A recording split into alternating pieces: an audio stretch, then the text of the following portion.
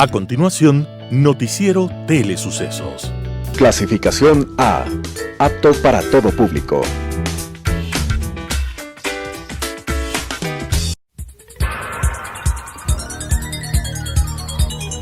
Las opiniones vertidas en este espacio por la producción y dirección del programa son de exclusiva responsabilidad de sus autores y de quienes intervienen en ellos.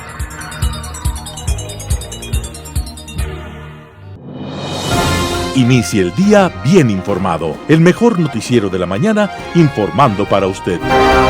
Noticiero Telesucesos. Primera parte del noticiero Telesucesos con las noticias más importantes del día. Estimados televidentes, bienvenidos a una emisión más de su noticiero Telesucesos. Un día como hoy. Un día cualquiera, mientras los norteamericanos escuchaban la radio, de repente se suspendió la información para un flash informativo urgente. Con voz profesional, el locutor describió extrañas explosiones en Marte y dijo que seguirían informando. La programación continuó en forma normal. Minutos más tarde, el mismo locutor ya estaba vacilante, excitado, dubitativo y entrevistaba a un astrónomo que había detectado varios objetos que se dirigían de Marte a la Tierra. La programación continuó, pero luego cundió la alarma. El locutor, transmitiendo desde el lugar de los hechos, decía que los objetos habían caído cerca de New Jersey. Al fondo se escuchaban gritos confusos de los curiosos que se encontraban presentes. Y luego fue el terror. De aquellos cilindros salían monstruos que atacaban con poderosos rayos que mataban y lo destruían todo a su paso. Los norteamericanos entonces, chapoteando en medio de la ingenuidad mortal, cayeron en la histeria colectiva. Hombres y mujeres de rodillas confesaron sus infidelidades a sus cónyuges, pensando que llegaba el fin del mundo. Otros se suicidaron antes de caer en las garras de los marcianos o murieron en accidentes de tránsito al escapar a exceso de velocidad para alejarse de los extraterrestres. Al final, se descubrió que aquello apenas era un programa de radio que puso en evidencia las fragilidades y los lados oscuros de los humanos. El autor de esta realización fue el genial Orson Welles y todo sucedió un día como hoy, 30 de octubre de 1938. Aquel programa nos enseñó que la radio profesional puede llevarnos a las profundidades del alma humana para descubrir la razón de nuestros propios miedos. Lo mejor de la mañana informando para usted. Titulares. La Agencia Metropolitana de Tránsito estableció horarios de atención presenciales durante el feriado por el Día de Difuntos y la Independencia de Cuenca. Autoridades refuerzan controles y restricciones para este feriado. Intensa semana de trabajo comunitario para las brigadas móviles de triaje y toma de muestras para el diagnóstico molecular del COVID-19. Tome en cuenta las recomendaciones del Dr. Marcelo Aguilar para evitar contagios durante el feriado. Conozca los 3 candidatos presidenciales que tienen mayor aceptación según la encuesta de CEDATOS. Recomendaciones para ayudar a los estudiantes en sus clases virtuales. En política internacional abordaremos el mundo parecería estar al revés. En la opinión, un nuevo ataque de COVID y crisis económica del Ecuador. La carta de Edison Estrella, Tribunal de Cuentas. En deportes, recomendaciones en el feriado nacional, la Liga Pro y la Noche del Recuerdo. En tanto, en el segmento para nuestros amigos, hablaremos del alimento para los gatos. Noticias del día con Carla Sánchez. La Agencia Metropolitana de Tránsito, AMT, estableció horarios de atención presenciales durante el feriado por el Día de Difuntos e Independencia de Cuenca. Presencialmente, los usuarios podrán realizar la inscripción y el levantamiento de gravámenes, renovación del documento anual de circulación, transferencia de dominio, toma de improntas y retirar las placas de identificación vehicular. Es necesario que la persona asista sin acompañantes y respetando todas las medidas de bioseguridad. Los horarios de atención en los centros de matriculación vehicular del Bicentenario Iquitumbe serán sábado 31 de octubre de 8 a 14 horas, domingo 1 de noviembre de 8 a 14 horas y martes 3 de noviembre de 8 a 14 horas. El lunes 2 de noviembre no habrá atención. Para realizar la toma de improntas se deberá obtener una cita previa en la página web www.amt.gov.es. Allí podrá seleccionar la fecha y hora en la cual desea realizar el trámite. Este documento impreso es el único que avala el ingreso al centro de matriculación vehicular. Y recuerde que los procesos digitales están habilitados de forma permanente. Autoridades refuerzan controles y restricciones para el feriado. Cierre de cementerios, prohibición de ferias y controles en parques, playas, terminales y centros comerciales son algunas acciones que se alistan para el feriado por el Día de Difuntos y la Independencia de Cuenca. El objetivo es evitar las aglomeraciones, aunque las autoridades insistieron en hacer un homenaje dentro de casa a los difuntos para así evitar el máximo de movilizaciones dentro de las ciudades y entre provincias. Juan Zapata, director del ECU 911 e integrante del Comité de Operaciones de Emergencia COE Nacional, indicó que precisamente este feriado es el más fuerte en desplazamientos de peatones y vehículos, pero fue enfático al indicar que no dejarán sin efecto a este asueto. Los cementerios de Cuenca, Patrimonial y Camposanto Santa Ana, que sí estarán abiertos, se aplicará un tiempo máximo de visita por grupo familiar de hasta 15 personas y por turnos. En zonas turísticas como Manta estará prohibido el consumo de alcohol durante el fin de semana y se disminuyó el horario de circulación vehicular de 5 de la mañana a 22 horas. Las playas se cerrarán por 2 horas antes, de 5 de la mañana a 13 horas, al igual que los negocios en los balnearios. Hemos hecho un llamado a la ciudadanía para que en este feriado recordemos a los que ya no están desde casa. Es un tema cultural, pero que se debe entender en la realidad que vive el país, indicó Romuel Salazar, director del Servicio Nacional de Gestión de Riesgos y secretario del COE Nacional. Juan Pasos, director de la Agencia Nacional de Tránsito ANT, añadió que los operativos de control se realizarán en las 56 terminales terrestres activas. El operativo nacional se activará este viernes 30 de octubre y terminará el martes 3 de noviembre. Intensa semana de trabajo comunitario para las brigadas móviles de triaje y toma de muestras para diagnóstico molecular de COVID-19. La semana del 26 al 30 de octubre, las brigadas móviles de la Secretaría de Salud estarán visitando 31 barrios del Distrito Metropolitano de Quito para la atención gratuita de triaje y toma de muestras para diagnóstico molecular del COVID-19. Y hoy viernes 30 de octubre estarán en el sur, 14 de enero en la Casa Barrial, Germán Ávila, Casa Somos San Bartolo y Tierra Mía, Casa Barrial. Centro, La Libertad Baja, General Florencio Olveri, 170131. Norte, Luz y Vida, Casa Comunal, calle Juan de Salinas y María Monje. Y Cárcel en Alto, calle Gonzalo Gordillo, entre Alonso López y Alonso Vargas. El municipio de Quito ha lanzado su plan de restricción vehicular Hoy Circula, que permite la movilidad por meses y días específicos. Y hoy viernes circulan los vehículos terminados en placa impar 1, 3, 5, 7 y 9. En días pasados, el Colegio de Médicos del Guayas pidió al gobierno que se suspenda el feriado por el Día de los Difuntos en el Ecuador. Esto con el fin de evitar el incremento de los contagios por COVID-19. Hasta ayer Ecuador registraba 166.302 casos confirmados de COVID-19, según reportes del Ministerio de Salud Pública. En lo que va de octubre, se han registrado alrededor de 23.000 diagnósticos, el 14% del total de reportes desde el inicio de la pandemia.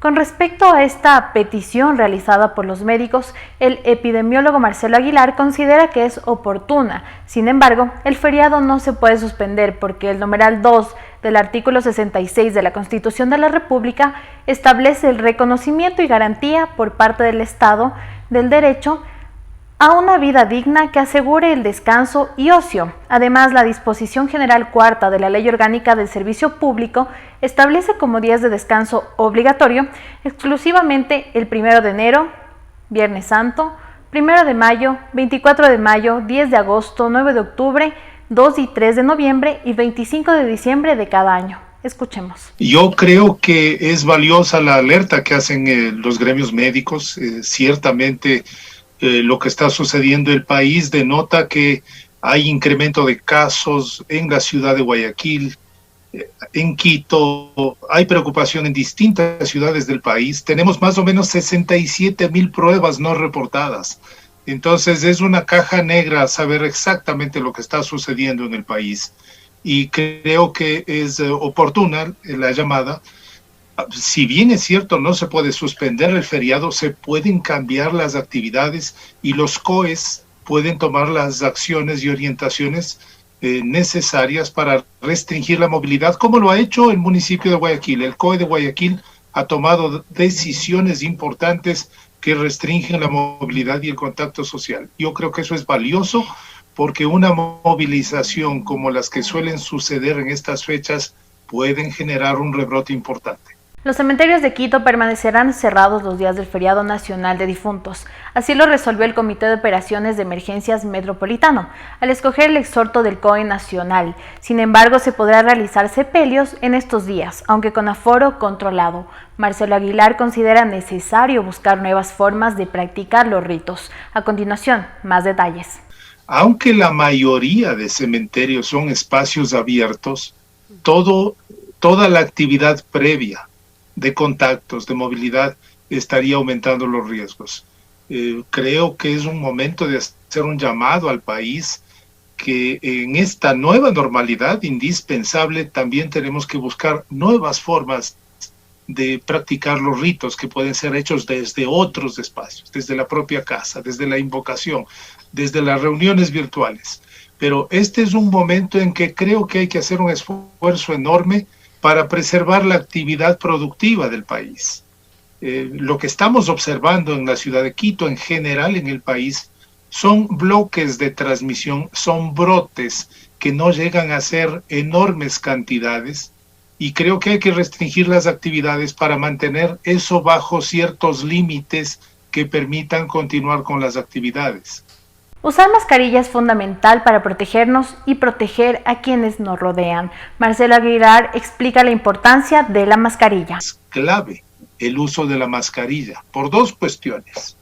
Si tenemos una persona que está infectada, sintomática o asintomática, si tiene mascarilla se van a dispersar menos virus, menos cantidades de virus. De ese modo, si otra persona respira esas cargas virales, estas van a ser pequeñas y van a producir infecciones leves o infecciones asintomáticas. Entonces la mascarilla ayuda también a hacer una vacunación natural. Y las otras personas que están usando mascarilla también van a reducir la carga de virus. Entonces, mascarilla, distancia social, evitar actividades en sitios cerrados, no ventilados y por largo tiempo van a ser claves para la convivencia de los próximos meses. Estos son las orientaciones que nacen de los últimos datos de investigación científica que están disponibles.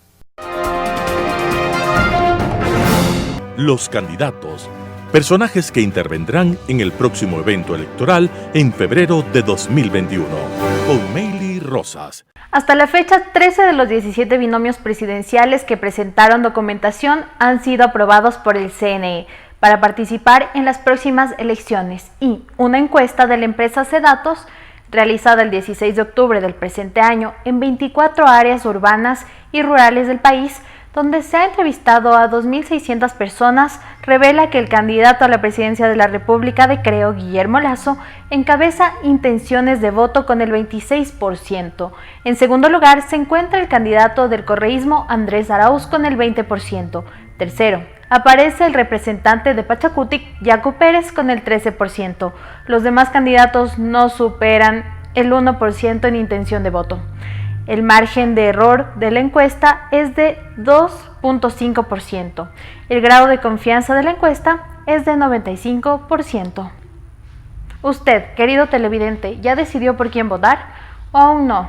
Queremos conocer su opinión. Escríbanos a nuestras redes sociales, Facebook Telesucesos Quito, Instagram Telesucesos_, y Twitter Telesucesos 29. Quédese en compañía de Telesucesos. Hemos pasado ya 2 meses de clases y para los padres el tener que trabajar con sus hijos desde la modalidad virtual ha tenido algunas complicaciones, como el hecho de que sean horarios extensos para los chicos, empiezan a cansarse, se distraen, y ahora justamente tenemos algunas recomendaciones que los padres pueden utilizar para optimizar ese tiempo de clases virtuales en sus hijos. Lo primero, y que se ha hablado desde el inicio, es importante que ellos tengan un lugar definido para realizar sus actividades escolares. Ubicar un espacio en la casa que sea diferente a los otros ambientes para que ellos puedan concentrarse realmente en la actividad. Evitar otro tipo de distractores como estar cerca de música, de televisión, de tal manera que ellos puedan centrarse justamente en las horas que están realizando. Mantener los hábitos que se venían manteniendo antes cuando ellos estaban en la modalidad presencial, es decir, levantarse a una hora definida, desayunar, bañarse, vestirse, estar listos y en esa predisposición para recibir las clases. En la mitad de la jornada hacer una pausa también para tener un breve refrigerio que les va a ayudar a retomar nuevamente las energías para continuar con la siguiente jornada escolar, y finalmente, después de que termine la jornada de clases, también planificar la hora de almuerzo y en la tarde la hora de las tareas. Adicionalmente, es importante que los niños y los jóvenes se hidraten bien mientras están recibiendo sus clases. Por lo tanto, tener agua cerca va a ser importante porque eso les va a ayudar. El estar frente a las pantallas deshidrata mucho más, y además el agua facilita que se den más rápidamente las conexiones, la transmisión de las conexiones neuronales, y entonces esto va a ayudar a que se concentren de una mejor manera. Además, es importante que entre clase y clase los chicos se levanten, realicen ejercicios de estiramiento, ejercicios en los cuales muevan su cabeza, relajen sus hombros. Esto se llama pausas activas. Y antes se las enfocaba básicamente en las instituciones laborales, es decir, en las empresas y fábricas cuando se trabajaba muchas horas sentado. Pero como ahora en el ámbito escolar también los chicos están tantas horas sentados, es importante que realicen estas pausas activas. Y usualmente entre las horas de clase, los chicos tienen pequeños cortes de una hora a otra hora. Ahí es bueno que los padres les inviten a sus hijos a realizar, aunque sea pequeños minutos, de alguna actividad física, tal vez botear la pelota, salirse a dar una vuelta en bicicleta. Es decir, necesitamos incluir también el movimiento entre esas jornadas. Pensemos que ahora, a pesar de que los niños realicen ciertas actividades físicas, pero en realidad, ellos están muy limitados en este ámbito. Entonces, necesitamos que ellos descarguen también su energía, que se encuentren también en movimiento, porque el movimiento siempre se va a vincular con el aprendizaje. Y mientras más movimiento realicen, ellos van a poder estar en mejor disposición y en mejor concentración para la siguiente hora. Y finalmente, en la tarde, evitar cualquier tipo de contacto nuevamente con las pantallas. Es decir, procuremos que ya no estén en videojuegos, que no miren televisión, y busquemos hacer otro tipo de actividades que les ayude a ellos a renovarse, que les ayude a ellos a desarrollar su creatividad, su atención, su concentración, para que las jornadas de la mañana puedan ser realmente provechosas. Deportes en la mañana con Pablo Montenegro. Buenos días, estamos en este día viernes, que es el penúltimo día del mes de octubre, antepenúltimo mes de este 2020. El día de hoy, yo diría prácticamente en horas de la tarde, comienza un feriado de sábado, domingo, lunes y martes, para recordar a nuestros seres que partieron y también para celebrar a esa hermosa ciudad como es la ciudad de Cuenca. En este feriado hay que decirles a las personas que está bien que se diviertan, que si quieren salir, lo hagan pero con las medidas del caso, que si se van a la playa para hacer actividad deportiva, para respirar aire puro, que lo hagan con el cuidado. Primero, hacer la distancia entre personas desconocidas. Ahora, si va en familia y usted sabe que papá, mamá, hijos están sanos, bueno, pueden estar juntos. Si van a comer, evitar comer en lugares cerrados. Es decir, cuidemos nuestra salud, porque usted puede ser un contagio para otros seres, personas que pueden estar muy propensas por su edad, por sus enfermedades, a caer en este inconveniente. Hagamos de este feriado un feriado para recuperar energías. Ojalá que haya un clima de sol para recibir el sol. Es la vitamina D para recibir el sol, para respirar sin necesidad de tener esta mascarilla que estamos casi todos los días para poder sacarnos y respirar aire puro, para poder caminar si podemos caminar o poder trotar si podemos trotar. Si nos vamos al mar para ver si contratamos una lancha y nos ponemos a remar, en fin. Pero cuidemos, amigas y amigos. No seamos irresponsables de considerar y de creer que esto no hay ningún problema. Luego de unos 3, 4 años será una cosa distinta. Mire lo que ha pasado en Guayaquil y en el mundo les cogió sorpresa esto de la pandemia. Hoy de una u otra manera vemos que se ha incrementado en la provincia de Pichincha, está en primer lugar de contagiados, pero como que ya los médicos tienen una manera de controlar esta circunstancia. Por eso yo les digo que cuidemos en este feriado, estimados televidentes. Hablemos de la Liga Pro. Se va a jugar en estos días de feriado la 4ª fecha. Y lo que más se ha discutido es si Liga Barcelona es el clásico nacional. Con todo respeto, siempre he dicho, para mí el único clásico nacional se llama Emelec Barcelona o Barcelona Emelec. Ahí viene la discusión que no, que para ser clásico deben ser de 2 localidades distintas. Perdóneme, el fútbol comenzó en Guayaquil y los equipos que tuvieron más prensa por lo que sea, por el poder económico de la costa y principalmente del primer puerto, han sido Barcelona Emelec. Que antes hubo una época, yo recuerdo una época en los 70, 80, que el partido de clásico era Barcelona Nacional o el Nacional Barcelona. Unos meses o un año se dio a hacer el partido clásico Barcelona Deportivo Quito. Entonces, aquí en Quito ya dejó para épocas pasadas el partido Liga Aucas, ha sido Liga Nacional. Luego se hizo partido moda Liga Deportiva Universitaria con Deportivo Quito. El partido Liga Barcelona es para mí partido de moda. En Quito es el partido del morbo, que Barcelona no pueda ganar en el Estadio Rodrigo Paz Delgado. Y en Guayaquil es un partido más. Ahora, claro que la expectativa para este partido en el Estadio Isidro Romero Cárdenas tiene un elemento especial, un poquito de limón, aquisito. ¿Cuál es? Que si Barcelona le gana Liga, puede tener más aspiraciones del cuadro torero, el cuadro del señor Alfaro Moreno, de llegar a la final. Y ahí sí, enfrentar a la Liga Deportiva Universitaria. Confiemos que las cosas salgan de la mejor manera. La noche recuerdo. Hoy ustedes podrán mirar lo que decíamos con mi querido y cordial amigo Danilo Acosta Arboleda. En el programa de esta noche estaremos recordando lo que decíamos hace 14 años, cómo transcurre el tiempo. Desde ya, reitero mi deseo para que ustedes disfruten de este feriado, tomen coladita morada y saboreen las deliciosas guaguas de pan. Y qué mejor si la colada y las guaguas son hechas por ustedes mismos. Que tengan un resto de día espectacular.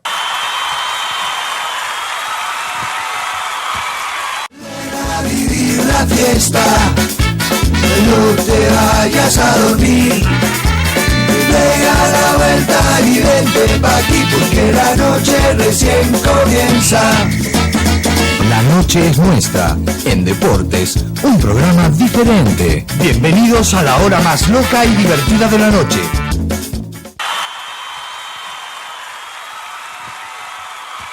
Amigas y amigos, muy buenas noches. Estamos en el programa correspondiente a este día jueves. 28 de junio del año 2007, es la víspera del 29, porque mañana es 29, por eso es víspera, si no, no les diría que sea víspera. ¿Cómo están ustedes, amigas y amigos? Ya estamos aquí en La Noche es Nuestra. Quiero decirles que hoy día vamos a hacer un programa interactivo. En la primera parte vamos a comentar lo que pasó con Ecuador, y en la segunda parte queremos escucharles a ustedes los criterios de lo que pasó con nuestro representativo.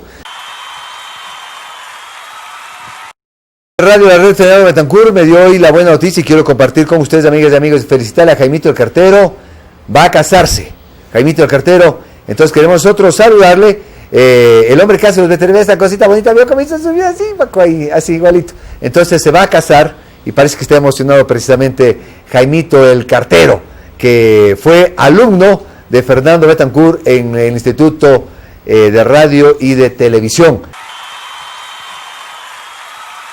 ¿Cómo es posible que los periodistas digan hat-trick cuando en inglés esto significa... Tiene que ver mucho con el sombrero, un sombrero especial que tenían los ingleses realmente en la historia. Claro, él apunta, no, es así, claro. Y es un término que nace en el Mundial que se realiza en Inglaterra, 1960 me parece, o 66. 66 de Inglaterra. 66 en Inglaterra, que nace ese término allá en Inglaterra, y que nosotros adaptamos a nuestro idioma. ¿Y qué es hat-trick? De lo que sé, que es un sombrero. No, pero ¿y por qué dijiste vos hat-trick? Bueno, yo lo dije. Se me salió. ¡Otro! ¡Qué remates con 3 dedos! Yo digo, pobrecito Cuyito, 2 dedos menos, no. 3 dedos. Y están con zapatos y no sé cómo ven que pateó con los 3 dedos. 3 dedos.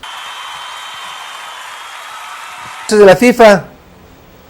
médicos, todos de los de la FIFA, Evo Morales les puso en su puesto, les dijo de lo que se van a morir incluso, y cómo se van a morir, ya dicen que puede jugar en La Paz también, pero solamente en las ciudades de altura que sean la capital de la República, entonces puede jugar La Paz. Payasos, amigos míos, primero que no 2000, que después que 2500, que después 2300, que después 3000, que payasos los de la FIFA, una mafia es la FIFA, y como, claro, al momento que alguien quiere decir algo, te cortamos, no podemos jugar, y los países tienen miedo. Una mafia.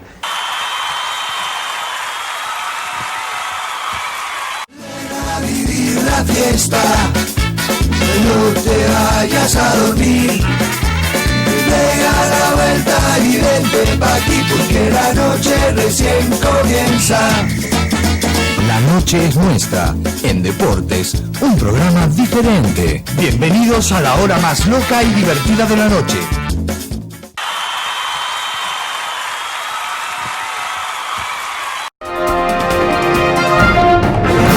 Su mejor amigo, con Nivaldo Machín de la Noval. Consejos para la tenencia responsable de mascotas. Porque nuestro mejor amigo lo merece, seguimos compartiendo consejos sobre la tenencia responsable de mascotas. Soy Nivaldo Machín de la Noval y hoy quiero hablarte de un elemento también que es importante, el tema de la comida para los gatos. Los gatos son gourmets. Son como chef. Ellos tienen un paladar finísimo y se dan cuenta cuando le cambian el agua, por ejemplo, o le cambian el tipo de alimento y hay algún tipo de alimento que no le agrada y no va a haber fuerza humana que le haga comer ese alimento. Entonces, muy importante cuando le presentas de bebé, si tienes el gatito desde pequeñito, cuando le presentaste el alimento, elige bien qué alimento le vas a presentar y vamos a ver cuál es la reacción. Bien, si el alimento le gusta, tienes que estar seguro de poderle brindar siempre ese alimento porque es el que va a preferir y va a ser muy difícil, porque los gatos son un poquito temáticos en el tema de la comida, va a ser muy difícil introducirle un alimento nuevo, cambiarle la marca y a veces son alimentos riquísimos que a unos gatos les encantan, por ejemplo los alimentos húmedos, pero hay otros que detestan. Entonces yo tengo una amiguita gatita que yo alimento que ella no puede ver el paté de hígado. Los otros devoran el paté de hígado, pero ella lo detesta, pero lo detesta con odio gatuno y no puede comer ese alimento, aunque es un alimento riquísimo, pero a ella no le gusta y no hay manera de hacerle. Cuando toca eso hay que hacerle algo distinto a ella o darle un alimento distinto a ella al que está habituado, porque no le gusta. Y nuestro mejor amigo lo merece. Soy Nivaldo Machín de la Noval y nos volveremos a escuchar en una próxima ocasión. Segunda parte del noticiero Telesucesos, opinión de importantes personajes de la actualidad nacional en política, economía, salud y educación.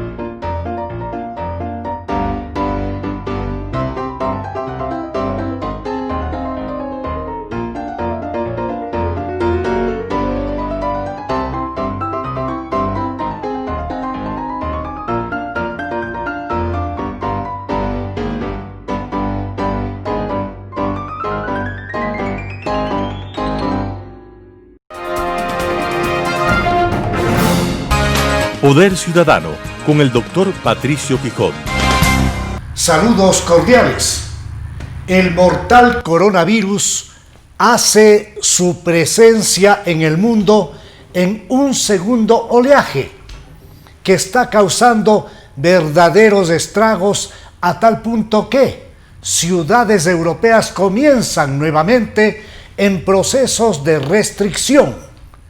La situación es muy compleja, porque más allá de que todos sabemos que es necesario guardar un justo equilibrio entre la peligrosidad de una pandemia como la que nos trae el COVID-19 y también la situación angustiosa de una recesión económica que ha ido creciendo en el planeta, pues mucho más este momento preocupa al ser humano la situación económica. Vemos que en ciudades italianas como Roma o Milán comienzan a salir a las calles a protestar por nuevas reglas de confinamiento. Lo propio se advierte en ciudades españolas y francesas. Esto significa que la situación en materia de la economía del planeta se ha ido agravando, mucho más en países como el nuestro, donde existe una situación tan delicada con un creciente espacio de desempleo y subempleo, con una situación francamente desastrosa. Y esto nos lleva a concluir en el hecho cierto de que es fundamental que cada uno de los ciudadanos, protegiendo nuestra vida, protejamos el entorno de nuestras familias y protejamos también a nuestros semejantes. Las medidas están claras: el lavado constante de manos, el distanciamiento social y naturalmente el uso que no podemos dejar de lado de la mascarilla, que ya viene siendo un artículo de carácter obligatorio en el día a día. No podemos esperar mucho de las autoridades. No debemos esperar mucho de ellas. Cada uno de nosotros, como ciudadanos responsables, como seres humanos que amamos a cada uno de nuestros seres cercanos de familia y de amistades, somos los primeros interesados en formar verdaderos cercos en función de tomar en cuenta estos aspectos de bioseguridad que además deben ser difundidos de una manera masiva. La situación del coronavirus ha desnudado falencias en países como el nuestro, donde espacios de salud pública y fundamentalmente espacios primarios de atención de salud han fracasado. Es fundamental entonces advertir que estamos lejos de una solución mientras no venga la vacuna que nos inmunice. Estamos también claros que es hora de construir nuevos espacios que permitan robustecer la salud pública y también robustecer la seguridad social que en el Ecuador ha sido descuartizada. En definitiva, esta nueva ola, este oleaje del COVID-19 nos debe poner a todos los elementos que tenemos una sagrada misión de defender a nuestros padres, a nuestros mayores, a nuestros hijos, a todo el entorno de nuestras familias amadas, nos debe poner en alerta a efecto de cumplir con las medidas señaladas y evitar que esto siga propagándose y siga causando más y más decesos. Global Hoy con Alan Catey. Casi a día seguido, debo hacer un comentario sobre la situación que en el ámbito de la seguridad se está produciendo en Francia. Hace 2 semanas, el asesinato y la decapitación de un profesor por parte de su alumno, con la colaboración del padre del alumno y de un grupo de personas alrededor de su comunidad. El día de ayer en Niza, en una iglesia, ingresa un energúmeno, acuchilla a 2 personas hasta la muerte y degolla a una mujer dentro de la iglesia. Realmente los niveles de violencia, los niveles de enfrentamiento a que está llegando la sociedad francesa son alarmantes y preocupantes. Hay que entender ciertamente que estos agentes, este joven primero y esta persona que perpetran los crímenes, en realidad son los mensajeros. Y quienes están ordenando y quienes están manipulando el uso y la funcionalidad de estos objetos, porque en eso los han convertido, son otros intereses y son otras personas. Es sorprendente encontrar tantas similitudes en la historia. Es sorprendente encontrar cómo el pasado nos habla y nos cuenta de que estas cosas han pasado.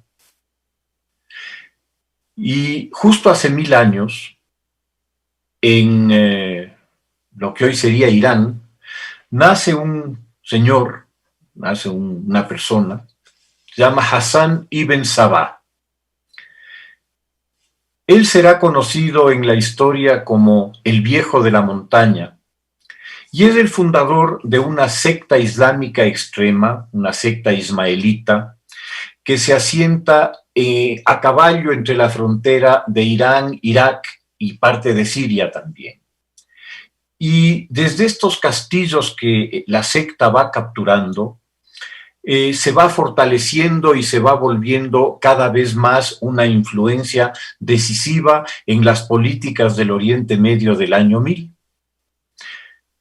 Hassan ibn Sabah recluta jóvenes a los cuales vuelve drogadictos, les da hashish, y con el consumo de hashish entran en una especie de éxtasis místico, pues creen estar en el paraíso.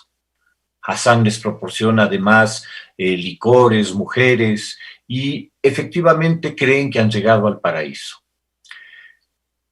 Hassan los utiliza luego de convertirlos en adictos, como herramientas suyas para perpetrar asesinatos políticos en todo el arco del Oriente Medio hacia todos los rivales de Hassan a los cuales él aterroriza por este medio. Y estos jóvenes que son conocidos por los cruzados europeos en Tierra Santa como los comedores de hashish, los haksaksin, por su actividad principal que es matar, empiezan a ser trasladadas estas palabras a los idiomas europeos como los asesinos. Estos jóvenes de hoy son lo mismo, excepto que la droga ha sido cambiada. En lugar de ser hashish, hoy día es una mezcla explosiva de fanatismo religioso, de intolerancia religiosa y de promesas del paraíso en caso de que mueran defendiendo la sagrada fe de un Dios sanguinario, de un Dios que se ofende o que ha sido ofendido por cualquier cosa que se haya dicho o que se crea que se haya dicho en su contra. Detrás de todo este movimiento de lobos solitarios, como han sido llamados estos jóvenes operadores del terrorismo islámico, se encuentran poderes importantes y se encuentran actividades reprobables. La red de mezquitas y de madrazas que se han construido en buena parte de Europa con dinero proveniente del petróleo árabe son el centro de donde se difunden muchas de estas enseñanzas fanáticas y extremistas. Cabría preguntar cuántas iglesias cristianas existen en Arabia Saudita o cuántas iglesias cristianas existen en general en el mundo islámico. La tolerancia que es característica de las sociedades occidentales y sobre todo la libertad religiosa es absolutamente inexistente en ese otro mundo del cual provienen buena parte de estos jóvenes, de estos lobos solitarios, entre los cuales hace su cosecha de muerte esta visión extrema del Islam. Es justo preguntarse por qué será que estos jóvenes y estas familias islámicas, musulmanas, que abandonan sus países por razones de persecución política, por razones de persecución religiosa, por la miseria a la que unas élites muy poco preparadas y muy atrasadas, muchas de ellas en el tiempo, han conducido a sus países? ¿Por qué será que no se refugian en los prósperos estados del Golfo Pérsico o en Arabia Saudita, o desde Turquía, que atraviesan viniendo de Siria para llegar a Europa jugándose la vida en unas barcazas inconcebibles en el Mediterráneo? ¿Por qué será que no se quedan en Turquía? ¿Por qué será que no se quedan en los estados del Golfo o en Arabia? Esa es la pregunta que ciertamente no va a ser respondida por los extremistas. A ellos les conviene tener a estos grupos funcionales en Europa y en otros países del mundo para poder manipularlos y para poder utilizarlos como peones en un juego de poder en el cual está en juego la seguridad y la paz de tantas personas en el mundo. Muchas gracias. Opinión. Estimados amigos y amigas, bienvenidos a este programa noticiero. Quería indicarles, queridos amigos y amigas, que la crisis económica del Ecuador sigue siendo intensa. Este año, una demostración de la crisis es que las actividades económicas agregadas demostradas por lo que los economistas llaman el Producto Interno Bruto, que es la creación de riqueza año a año por parte de todos los agentes económicos, independientemente de quiénes sean, será el 15% de reducción, una verdadera monstruosidad. Organismos internacionales de financiamiento como el FMI, el Banco Mundial, se están acercando al 10% en sus proyecciones con respecto a Ecuador. Y el Banco Central del Ecuador, que es el encargado de hacer estas estimaciones de lo que se llama el sistema de cuentas nacionales, también se está acercando pues al 9% de sus estimaciones. Pero nosotros creemos que la reducción va a ser el 15%. Hay algunos analistas serios que creen que es posible que la reducción del tamaño de la economía, la reducción del PIB este año será mayor al 15%. Jamás ha existido esto en la historia económica del Ecuador, estimados amigos, jamás. El siglo pasado, al principio del siglo 1910, 20, 30, hubieron varias crisis. La crisis del cacao, que fue realmente espantosa. Hemos tenido pues también la crisis bancaria que tuvimos hace algunos años, que también se redujo el Producto Interno Bruto y las actividades económicas y de todo tipo en el Ecuador. Pero hoy por hoy esta reducción es histórica, es monstruosamente grave. Ya antes de la pandemia, antes de la presencia de este virus que amenaza la vida nuestra y que tenemos que seguirnos protegiendo de acuerdo a las sugerencias que dan pues los expertos, sencillamente antes ya había una crisis económica, pero la pandemia ha venido a intensificar el problema. El estándar de vida de los ecuatorianos este año en promedio, amigos y amigas, se reducirá en 15%. El ingreso per cápita de todos en promedio también se reducirá en 15%. Es una verdadera monstruosidad. Esta es una manifestación de la crisis, la reducción del PIB en esa magnitud. Pero además, eso lleva a una crisis social. Y esta crisis social se manifiesta por el desempleo. No solamente el desempleo abierto, franco, sino también el subempleo, el empleo informal, el empleo por horas, el empleo adecuado que se llama, que es el empleo de unas personas que trabajan 40 horas con $400, que es el mínimo de salario que obliga la ley a pagar. Esa variable que se empleo adecuado de la fuerza de trabajo está de más de 5 y pico millones de personas que no tienen empleo. Los jóvenes especialmente no tienen empleo, hombres o mujeres. Salen de las universidades muchos jóvenes graduados de abogados, de ingenieros eléctricos, de ingenieros civiles, de arquitectos, por ejemplo, y no tienen empleo, no saben dónde trabajar. ¿Por qué? Porque la economía se ha desplomado totalmente. Y además, ¿cómo se manifiesta este desplome? Porque la inversión que crea actividad económica en el corto plazo, que crea riqueza, la inversión pública, la inversión del gobierno, por ejemplo, se ha desplomado espantosamente. Pero también la inversión privada. Los empresarios no invierten, no porque no desean, sino porque no venden, y si no venden, bajan la producción, y eso a su vez exige al empresario, para no quebrar, sencillamente decirle a una u otra colaboradora que lamentablemente tiene que despedirlo, tiene que dejar de trabajar.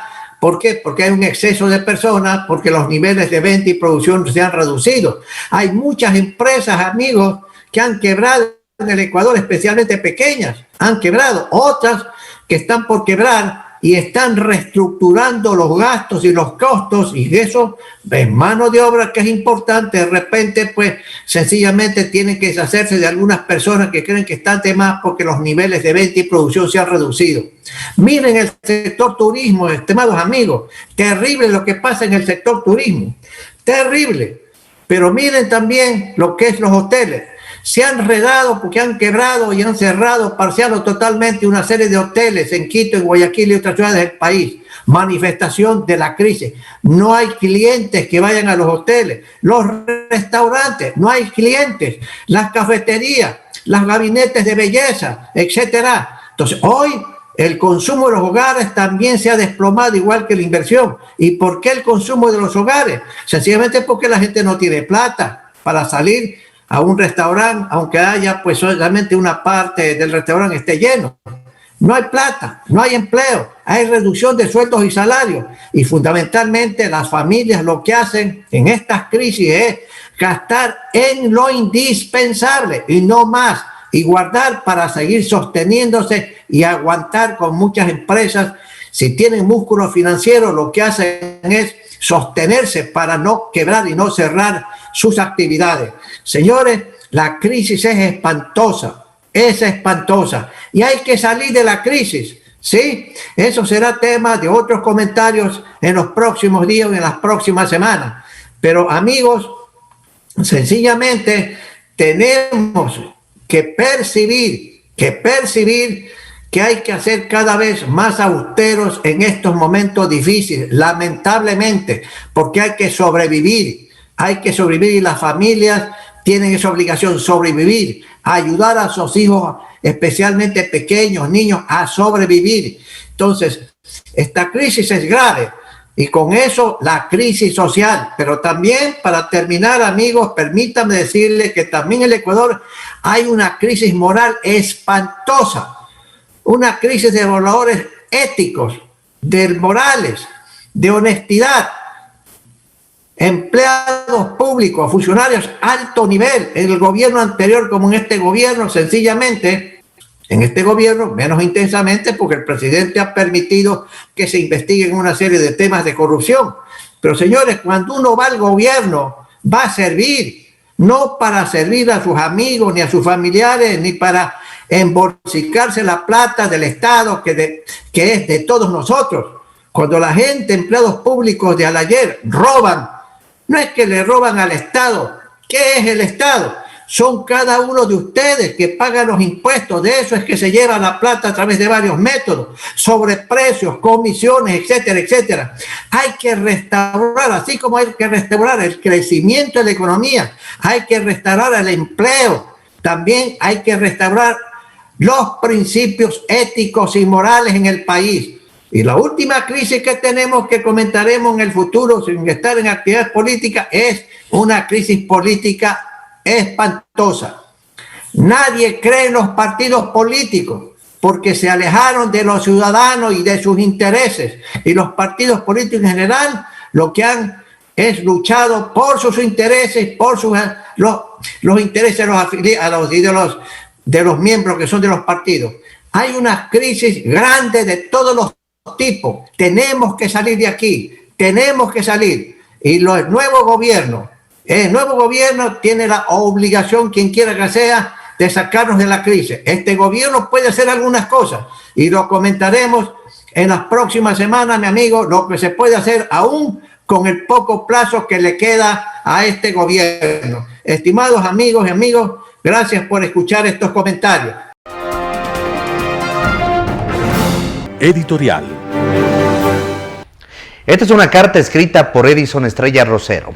Estrella se desempeña como consultor independiente en la implementación del marco integrado del control MISI, colaborando con firmas consultoras internacionales y organismos multilaterales mediante servicios entregados a las instituciones públicas de varios países de América Latina y el Caribe, entre otros servicios que ha prestado durante su vida.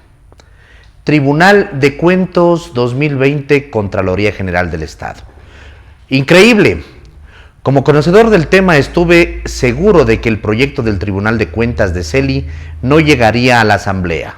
Pero no, ya está ahí y se dicen cosas inadmisibles en el siglo XXI. Los tribunales de cuentas están en extinción en el mundo moderno. Solo quedan los que así se denominaban en el siglo pasado. Ahora el enfoque moderno es la auditoría gubernamental en Ecuador. Se implementó en 1974 en el gobierno de Rodríguez Lara y Contralor Solón Espinosa. Grata decisión que llevó a Ecuador a ser líder en la modernidad de las Contralorías de América Latina. Fue considerada de las mejores y tuvo la sede de la Organización Latinoamericana de Entidades Superiores de Fiscalización, o la CEPS. La Ley Orgánica de Administración Financiera y Control de Ecuador, LOAFIP, ha sido la base para la modernización de los sistemas en varios países de la región, denominados cortes, cámaras o tribunales, incluso algunas contralorías. La General Accounting Office, GAO, de los Estados Unidos, la Auditoría General de Canadá y la Auditoría Superior de la Federación de México son las mejores instituciones de control desde el punto de vista técnico y por la confianza en los resultados generados. Otras como Costa Rica, Colombia y Chile les siguen en credibilidad. Ningún tribunal de cuentas es acreditado a pesar de que su principal actividad, en el 80% al realizar auditorías internacionales, financieras, de gestión y otras especialidades, como promueve la Ley Orgánica de la Contraloría del Ecuador, artículo 1, publicada en el 2002. El problema de la Contraloría General del Ecuador es político y de credibilidad. ¿Cómo a un ciudadano con tanta responsabilidad se selecciona con acuerdos políticos y es el dueño de la hacienda denominada la función de control, que ahora incluye a la función de transparencia? Con los hechos conocidos por la prensa, creo no deben atreverse a defender un proyecto de ley pésimo y que más desopolitizará al control con representantes del presidente, de la Asamblea, de los empleados de carrera de la Contraloría General del Estado que no dicen nada sobre este proyecto y 2 seleccionados por los mismos políticos. Ya tienen mayoría en cada una de las salas y el pleno. Listo, el amarre para los negocios que ya sabemos dónde están al ordenar acciones de control, al aprobar informes y al establecer responsabilidades. Pero habrá que repartir entre 5 o entre 7. Ya no solo será para uno. Solo tiene la responsabilidad ante el país, pero no. Uno se fuga con 10 millones, otro sigue y quiere compartir la responsabilidad. Posiblemente no el negocio. Costa Rica es un ejemplo en este tema. Selecciona a los 2 principales funcionarios de control por concurso público de merecimientos realizado por el Congreso y de lo que conozco van 50 años funcionando profesionalmente. Uno de los funcionarios es contador público u otra profesión relacionada y el segundo es un abogado de prestigio. La responsabilidad por las acciones de control se divide en el ámbito de conocimientos de ellos, uno en la función de auditoría y rendición de cuentas y el otro de la función legal y de responsabilidades. Así existe un autocontrol y coordinación. La designación por el Congreso permite esta situación. Miren la diferencia con el Ecuador. Acá uno de un partido es el dueño de la hacienda y nombra todo, desde el subcontralor, directores regionales, directores generales, auditores internos, firmas privadas de auditoría contratadas y más. Si no estás de acuerdo, te vas. Con 7 que tienen un costo de 7 millones al año, el asunto será incontrolable. Varios partidos estarán defendiendo a sus compañeritos y familiares. Hay casos claros desde antes del 2008, pero al parecer todos somos ciegos, sordos y mudos.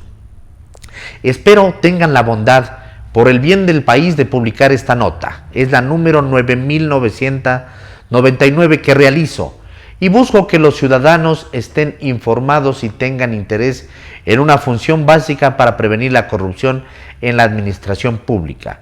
Un procedimiento es evaluar el sistema de control interno de las instituciones y determinar los riesgos de errores, malas interpretaciones, negocios ilícitos y corrupción. Es parte del proceso de la auditoría gubernamental, norma de aplicación obligatoria en Ecuador, norma generalmente aceptada en el mundo, OLACEPS, INTOSAI y más. Pregunto, ¿dónde están los resultados? 12 años y nada de informes. Dicen hacer exámenes especiales por docenas a algunas instituciones y ¿dónde están los resultados? TAME venía perdiendo desde hace 10 años y no es auditada por la Contraloría General del Estado. Lo denuncié cuando empezó a perder 1 millón por mes, según informes publicados. Luego los eliminaron. Bueno, espero tener algún apoyo de la prensa independiente. Escuché a un señor Vallejo entrevistado en la radio y al señor Celi en Radio Democracia hace algunos meses, donde dicen cualquier cosa. Sugiero pregunten a profesionales en la materia que han asesorado a varios países, inclusive a Ecuador, en el tema. Si les preguntan a los creadores del proyecto, van a decir que es lo mejor del mundo. Así lo hicimos en 1974 y funcionó en la región, en Europa, en Asia y en Oceanía. Hasta el finado Julio César Trujillo le hicieron meter la pata con la resolución del Consejo para apoyar el proyecto Tribunal de Cuentas. Conversé con él y me dijo, solo conozco la versión de Celi y me parece lo mejor. Ustedes hagan lo mismo, presenten su proyecto o sus comentarios. Le dije que nos apoye con su consejo de participación. Aceptó y llamó a su asistente, que nunca hizo nada. Ni siquiera concretó la reunión con Pablo Dávila, que era el experto en el tema según Julio César. La asistente colabora con Celi en la función de transparencia. Celi organizó un seminario de tribunales de cuentas invitando a personalidades del sector público, incluso de la sociedad civil. Cuando nos enteramos fuimos a la Contraloría General del Estado, edificio nuevo, antes del incendio. Conseguimos el programa pero no la invitación. Un amigo, Simón Espinosa, me delegó a que lo represente en el seminario. Me dijo, tú sabes del tema, yo lo ignoro, tú puedes hacer aportes. Así fue, y por esa delegación pude conocer lo que trataban. Bueno, Trajeron a los representantes de tribunales de cuentas, cortes y cámaras de América Latina y de Europa que dijeron que lo que hacían era lo mejor del mundo en temas de control. También estuvieron representantes de otros organismos de control. Recuerdo a México y su Sistema Nacional Anticorrupción. Por cierto, lo conozco, tuve la oportunidad de trabajar en el tema a la Auditoría General de la Nación, AGN de Argentina, que también trabajé en 1992, cuando se cambió de Tribunal de Cuentas de 3 miembros por la AGN. Pero el Congreso de la Nación lo aprobó como un cuerpo colegiado de 7 miembros que se mantiene hasta ahora. La verdad, un problema, pues todo lo resuelve el colegio porque son representantes de partidos políticos y en la parte técnica no pasa nada. El panel central del seminario fue de las conclusiones, integrado por el vicepresidente del Consejo de Participación que inició el panel, reconociendo al Contralor Celi y su liderazgo para hacer el evento y obtener conclusiones relevantes del mismo. Invitados León Roldós y Alberto Dajig, ambos ex vicepresidentes del Ecuador. El primero, de profesión abogado, dijo: el proyecto de ley del Tribunal de Cuentas es un peligro para la democracia. Bueno, todos nos quedamos congelados, más el Contralor Celi, que escuchó, y los miembros del panel. Un silencio increíble. Una pena que la prensa no estuvo, hubiera sido lo mejor. Luego Alberto Dajig, profesión economista, presentó un caso de un tribunal electoral al calificar a un candidato y dijo: por esta razón considero que el proyecto es un peligro para la democracia en Ecuador. Otro silencio, y el panelista Pablo Dávila, consejero de Participación Ciudadana, aseguró que hay que socializar el proyecto y de eso se encargarán de inmediato, y se cerró el panel. La mayoría tristes, pues el objetivo de tanta inversión de tiempo y dinero no se concretó en algo que era el objetivo del seminario. Así que salieron a la cena con los invitados extranjeros y nos quedamos con el refrigerio de la Universidad Andina Simón Bolívar, donde saludé con Julio César, estuvo su esposa y, sorpresa, la asistente ejecutiva se disculpó por la falta de apoyo debido al seminario de la Contraloría General del Estado, y de paso pregunté por la reunión con Pablo Dávila, que estaba en el grupo. Saben, me dictó su celular y que lo llame. Ingenuo, registré y he llamado al celular que seguro no existe. Así trabajan los encargados de luchar contra la corrupción administrativa y de otro tipo también. La socialización, otra mentira. Desde febrero de 2018 hasta agosto del 2020, ninguna realizada públicamente sobre el tema del proyecto Tribunal de Cuentas, hasta la entrega a la Asamblea. Existe un Centro de Estudios de Control Administrativo del Estado, CCAE, que me solicitó revise el proyecto entregado, y es el mismo de febrero del 2018 entregado en el seminario. Finalmente, qué pena que todo lo que pasa con los encargados del control. La señorita Espín preguntó algo en la entrevista de la radio ayer.